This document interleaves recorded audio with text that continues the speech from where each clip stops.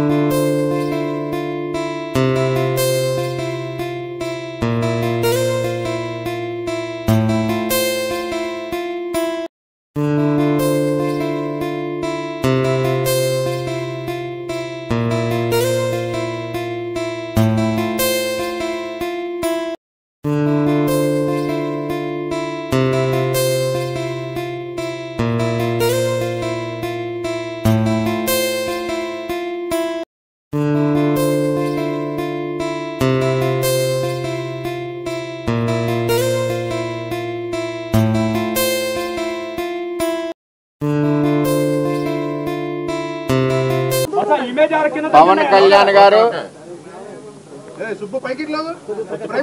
మరి రాష్ట్రంలో ఓటు చీలకూడదని చంద్రబాబు నాయుడు గారు పవన్ కళ్యాణ్ గారి యొక్క ప్రయాణంలో రాష్ట్ర ప్రజలందరూ కూడా ఓటు చీలకూడదని ఒక ఆలోచనతో ఈరోజు కూటమిని భారీ మెజార్టీ సుమారు 130 సీట్లు పైచీలకు ఇప్పటి వరకు 6వ రౌండ్ 7వ రౌండ్ నడుస్తుంది.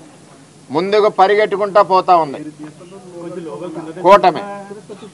జగన్మోహన్ రెడ్డి లండన్ నుంచి ఎందుకు వచ్చానా అని చెప్పి ఆయన ఆలోచించుకుంటా ఉన్నాడు. నేను ఒకటే తెలియజేస్తున్నా, పిఠాపురం నియోజకవర్గ ఎమ్మెల్యే అభ్యర్థి పవన్ కళ్యాణ్ గారిని, జనసేన పార్టీ అధ్యక్షుడిని భారీ మెజార్టీ అంటే 5 రౌండ్లు అయినాయి, 6వ రౌండ్ సర్టిఫై చేస్తున్నారు. 24,930 ఓట్లు మెజార్టీ. అది గబ్బర్ సింగ్ అంటే ఆ విధంగా ఎలక్షన్ అయింది.